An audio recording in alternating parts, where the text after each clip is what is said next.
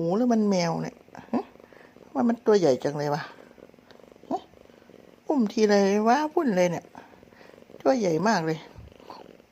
ปุ้งปุ้งปุ้งปุ้งเรื่องปุ้งปุ้งปุ้งปุ้งปุ้งปุ้งปุ้งปุ้งปุ้งปุ้งแมวอะไรทำไมมันเหมือนหมูจังเลยเนี่ยมันอ้วนเหมือนหมูจังเลยเนี่ยปุ้งปุ้งปุ้งปุ้งแมวอะไรวะ